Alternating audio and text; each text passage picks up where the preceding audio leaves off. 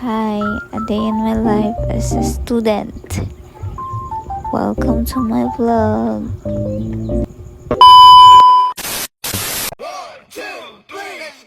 Little mama, show me how you move it. The hip, put your back into it. Pero nakalakaw-lakaw na ta na kita-dulong na ta sa eskwelahan. Sayo ta na kay basi malita. Lakaw ta. So samtang naglakaw ta guys, kakita mo tag tindahan. So nakahinungdong ko. Paday ko pamahaw. So umahaw ta. So among gikaon diri is pastil.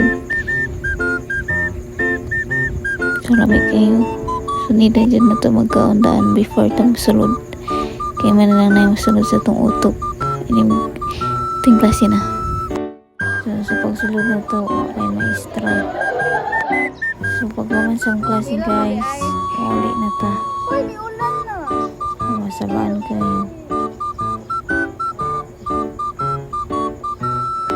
Meanwhile,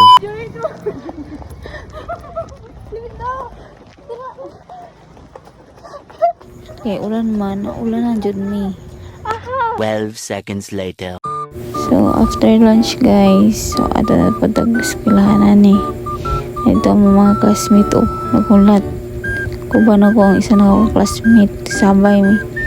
Buat sabaan kayo, sabi ko kung saan akong yaw-yaw dara. Pasabot.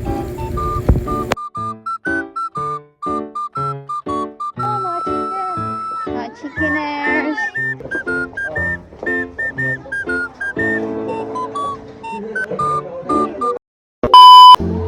It's been raining in Manila. So di siya Manila guys, Davao ni. So nagabihan na jud. So diretso na ta sa tong trabahoan. Yan. Pag-abot na kay kaon sa ta. Gusto na po magtrabaho tagwa tayo kaon. Pass out na ta na. Wala tayo energy. So don't check fried chicken. So manaman tag trabaho. Alas 3 naman na sa kadlawon. So uli na ta. A few moments later. So hapit na maabot sa balayan na dahil alas 3 na sa kadlawon. So kay sakit kay kung tiil tungkol sa mga sapatos ang gihubo. Baklay ko nga tiniil. Hugaw ko yung sapatos. So walang to guys. Little mama, show me